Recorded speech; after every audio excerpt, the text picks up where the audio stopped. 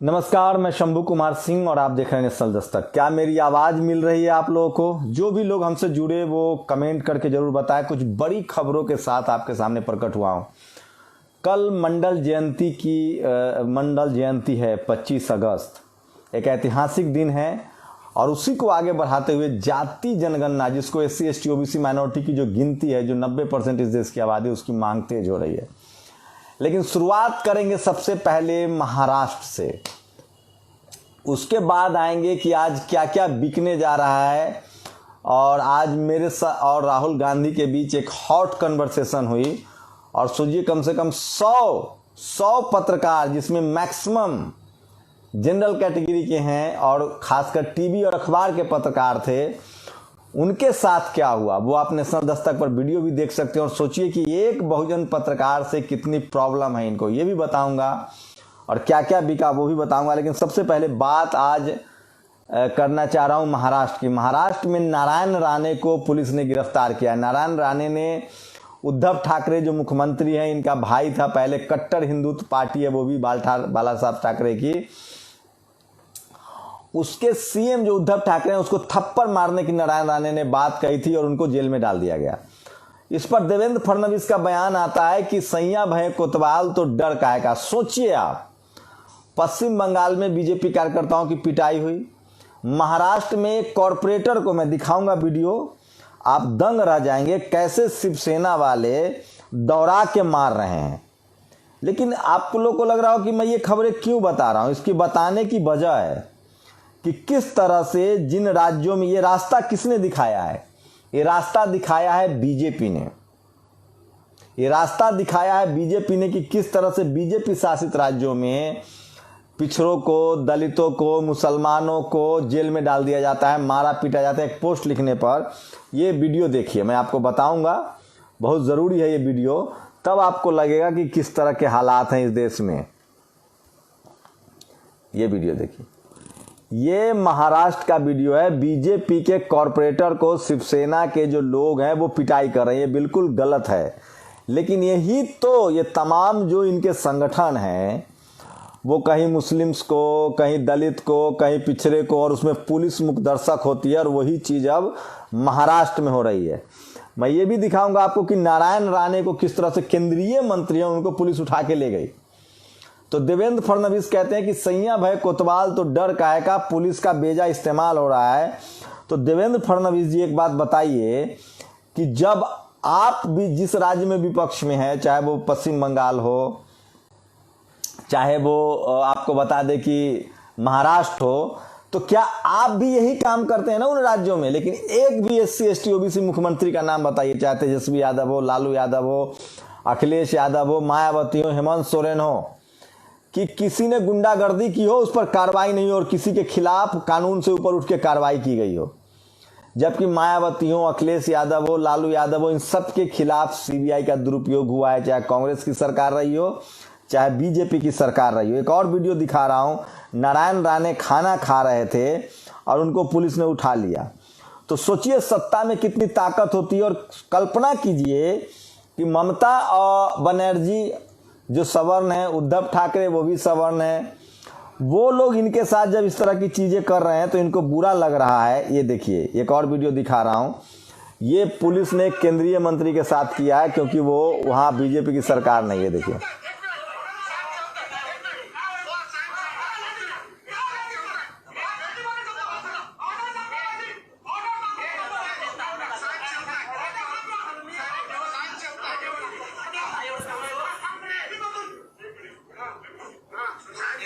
तो ये वीडियो देखा आपने, मैं ये दिखाने का मेरा मकसद है कुछ, ये इसलिए बता रहा हूं।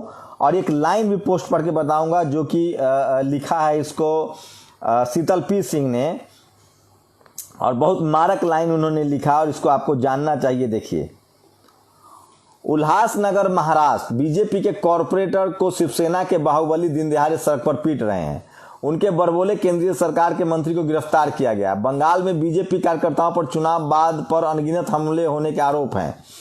बीजेपी वाले त्रिपुरा, असम, उत्तर प्रदेश, मध्य प्रदेश में विपक्षी कार्यकर्ताओं और इक्का दुक्का मिलने वाले गरीब बेबस मुसलमानों को पीटते वीडियो बनाते फैलाते, पुलिस और केंद्रीय एजेंसियों से छापे मरवाते एवं झूठे मुकदमों में उलझाते अनवरत पाए जा रहे हैं।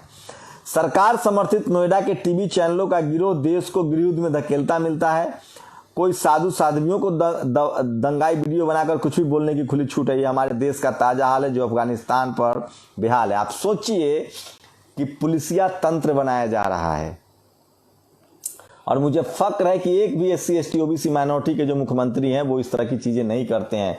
वो भले कांग्रेस के भी हो, लेकिन अगर वो मुख्यमंत्री OBC है या SC, ये भूपेश बघेल नहीं कर सकते हैं ऐसा। वो भले मुख्यमंत्री हैं, ये गहलोत नहीं कर सकते हैं ऐसा, क्योंकि वो लोग संविधान में भरोसा करते हैं।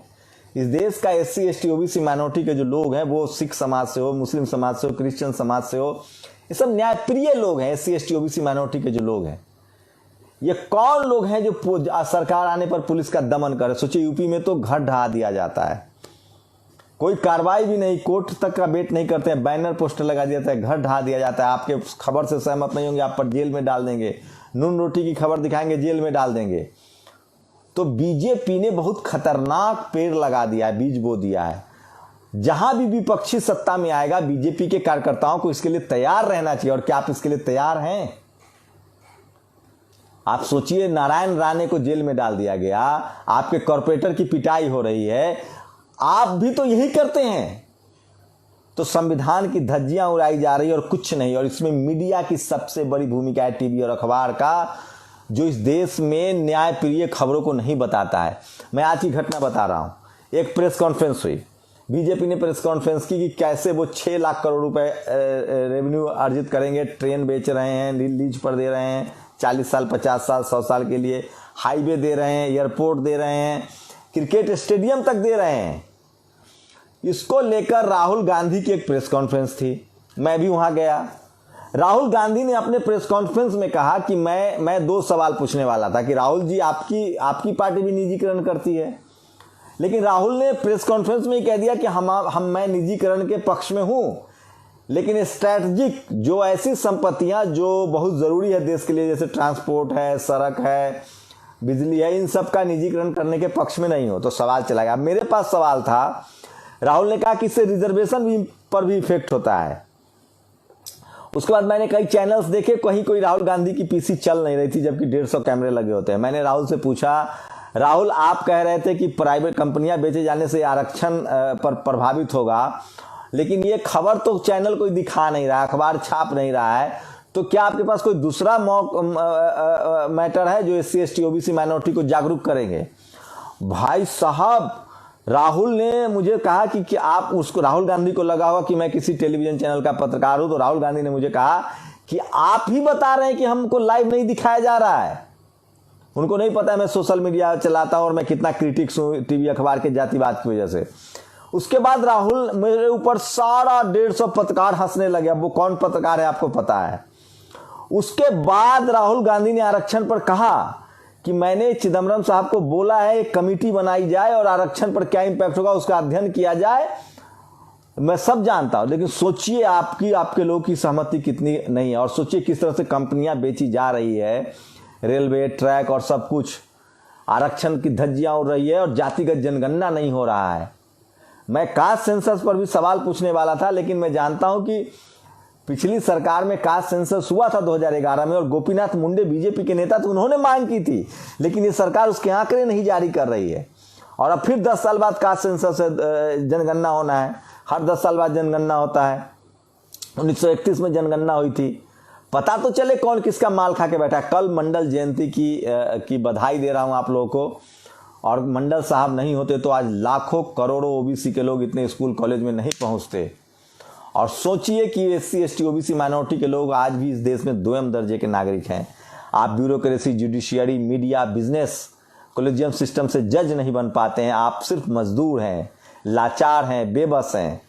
लेकिन वो संविधान है, एक वोट का अधिकार है, इसलिए आप पर बात हो रही है। यूपी चुनाव है, शायद ये सरकार बात मान जाए। मैं फिर कह रहा हूं, जो SC ST OBC माइनॉरिटी की गिनती है ये बहुत जरूरी है, ताकि इस देश को सबको बराबर का भागीदारी मिले, सबको बराबर का मौका मिले। आप सोचिए, मैं एक एग्जाम्पल बताता हूं, मौका से ही जीवन बदलता है। इस देश में शेड्यूल कास्ट में वाल्मीकि समाज को सफाई कर्मचारी बना दिया गया पीढ़ी दर पीढ़ी। संजोग से आज़ाद देश के बाद वो नौकरी सरकारी हुई और उनको 35,000 30,000 तनख्वाह मिलने लगी और उन्होंने अपने बच्चे को पढ़ाना लिखाना शुरू किया और उनके बच्चे भी डॉक्टर, कलेक्टर, प्रोफेसर बनने लगे। उसके बाद प्राइवेटाइज कर दिया गया सफाई कर्मचारियों की नौकरी की। अब बताइए वो 10,000 कमाएंगे तो अपने बच्चे को पढ़ाएंगे कहाँ से, और वो उनका बच्चा फिर आगे सर्वाइव कैसे करेगा, और वो पीढ़ी दर पीढ़ी वो सफाई कर्मचारी बच जाएंगे। इसलिए कोई भी सुधार एक साल में नहीं होता है। जिनके बाप दादा टीचर थे आजादी के समय, अंग्रेजों के समय, उनके बच्चे आज कलेक्टर, डीएम, मंत्री बने। एससी एसटी ओबीसी माइनॉरिटी के तो पहली नस्लें स्कूल कॉलेज जा रही है, और जब जाने लगी सरकारी स्कूल तो सरकारी स्कूल बर्बाद कर दिया गया। जब वो नौकरियों में आया तो प्राइवेटाइजेशन कर दिया गया। जब उन्होंने पीएचडी की तो अब एडहॉक पे भर्तियां हो रही है, नौकरियां ही नहीं दे रहे हैं। और जब वो पीएससी कंपनियों में आने लगे इंजीनियर डॉक्टर बन के आईआईटी आईआईएम में, तो उसका निजीकरण कर रहे हैं, एनएचएआई निजीकरण कर रहे हैं, एयरपोर्ट निजीकरण कर रहे हैं। ये सारी नौकरियां क्रीम नौकरियां हैं भाई साहब। एयरपोर्ट अथॉरिटी ऑफ इंडिया की नौकरी, एयर इंडिया की नौकरी, एनएचएआई की नौकरी, national highway authority of India की नौकरी, सेल की नौकरी, गेल की नौकरी, वेल की नौकरी, ये सब क्रीम नौकरियां हैं और ये सब बेचा जा रहा है। और कोई आपको नहीं बताएगा। इस देश का जो टीवी और अखबार है वो जनरल कैटेगरी के लोग हैं, एक जाति विशेष के लोग हैं। उनको प्रॉब्लम है इस देश के एससी एसटी ओबीसी माइनॉरिटी से। मैं राहुल गांधी से बहुत उम्मीद नहीं करता हूं, लेकिन मैं एससी एसटी ओबीसी माइनॉरिटी के नेताओं से उम्मीद करता हूं। और इसलिए मैंने ये जीवन आपको समर्पित किया एक पत्रकार के तौर पे कि इस देश में संविधान लागू हो, सबको बराबर का मौका मिले और इस देश की बहुसंख्यक आबादी को मजबूत बनाया जाए। तभी हम चीन जापान से कंपटीशन कर सकते हैं, तभी अमेरिका बन सकते हैं। चीन क्यों चीन बना, अमेरिका क्यों अमेरिका बना? क्योंकि वहां के नागरिक सशक्त हुए। आप 100 में 90 लोगों को गरीब, लाचार, बेबस मजदूर बना के आप एक मजबूत देश नहीं बना सकते हैं। लेकिन जो संविधान का विरोधी है वो इस देश का विरोधी है, जो आरक्षण का विरोधी है वो इस देश का विरोधी है। ये बात आपको मानना पड़ेगा।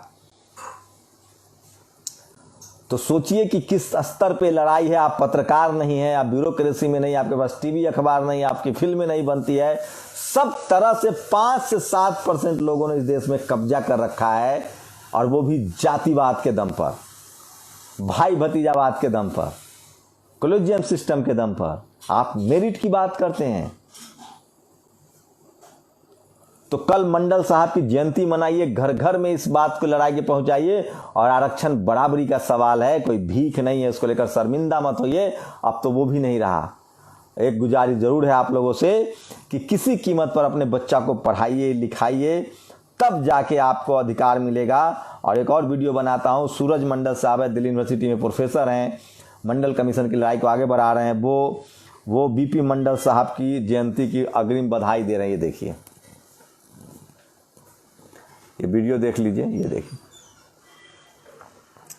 तो ये वीडियो है, वो बीपी मंडल साहब को याद कर रहे हैं। मैं फिर कह रहा हूं कि आपको अपने महापुरुषों को, जिन्होंने हमारे लिए ज़िंदगी कुर्बान की है, उनको याद करना पड़ेगा, उनको समझना पड़ेगा। और आप लोग के लिए बता दूं कि अशोका होटल बेच दिया गया है। अशोका होटल देश का पहला 5 स्टार होटल, सरकारी होटल था, अब इसको भी बेच दिया गया है। और एक खबर है कि शरद दीक्षित, सांसद अतुल राय पर, शरद दीक्षित ने लिखा है, सांसद अतुल राय पर रेप का आरोप लगाने वाली प्रिया राय और उसके साथी ने अजीज आकर सुप्रीम कोर्ट के गेट पर आत्मदाह किया था, जिसमें युवक की मौत 21 अगस्त को हुई थी। आज पीड़िता भी चल बसी। स्त्री अधिकारों के लिए फेसबुक पर लिख कर हलकार होने वाली हो सके तो 4 लाइन इस पर भी खबर करे। प्रिया, यहाँ तो व्यवस्था से लड़ने पर यही हश्र होना था, नमन। तो इस तरह की खबरें हैं, ये पोस्ट खबरें नहीं है, लेकिन ये है। और दिलीप मंडल का एक पोस्ट शेयर कर रहा हूँ। बात चूड़ी वाले की है ही नहीं। भारत के सबसे शिक्षित व्यक्ति डॉक्टर BR अम्बेडकर को बड़ौदा का एक बड़ा अफसर होने के बावजूद दलित होने के कारण रहने को घर नहीं मिला। दलित पहचान से दिक्कत देखकर पारसी नाम बताकर वे रुके, वहाँ पहचान खुलने पर हमला हुआ और वो मरते मरते बचे। बाबा साहब की आत्मकथा बेटिंग फॉर वीजा से दलितों के लिए अपनी वास्तविक पहचान बताकर घर ले पाना आज ही मुश्किल है। महानगरों में भी घुमा फिरा कर जाति पूछ ली जाती है, बाद में पता लगने पर हिंसा हो सकती है, इसलिए शहरों में दलितों के लिए अलग बस्तियां बन जाती है। अर्बन सेग्रेगेशन एक बड़ी समस्या है। तो ये है इस देश की सच्चाई, हकीकत। और जो लोग कहते हैं कि जातिवाद खत्म हो रहा है, उनको हमसे मिलवाइए। अब जातिवाद गाँव में नहीं है, अब जातिवाद शहरों में है।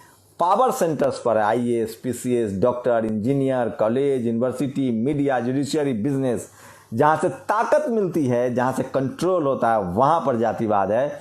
और बहुजनों को वहां तक पहुंचना पड़ेगा। आप लोग की क्या प्रतिक्रिया, अपनी प्रतिक्रिया जरूर दीजिए। टीवी अखबार ये बातें आपको नहीं बताएगा। मेरी लगातार कोशिश है कि बहुजन समाज को एकजुट किया जाए। जिस दिन इस देश के बहुजन समाज ने Dilip Mandal, national Dastak, Dalit Dastak, news week, the मूक नायक, इन तमाम चैनलों को 10-10 करोड़ 20-20 करोड़ संख्या में सब्सक्राइब कर लिया, बहुजनों का ताकत मजबूत होगा और आपके पास एक वैकल्पिक मीडिया होगी। आप लोग अपनी प्रतिक्रिया जरूर दीजिए। शुक्रिया। नेशनल दस्तक की आपसे गुजारिश है कि अगर इसको बचाना चाहते हैं तो नेशनल दस्तक को सब्सक्राइब करने के लिए रेड कलर के सब्सक्राइब बटन को दबाएं, फिर बेल आइकन की घंटी दबाएं। नेशनल दस्तक को बचाने के लिए बहुत जरूरी है कि हर खबर को शेयर करें, लाइक करें, कमेंट जरूर करें।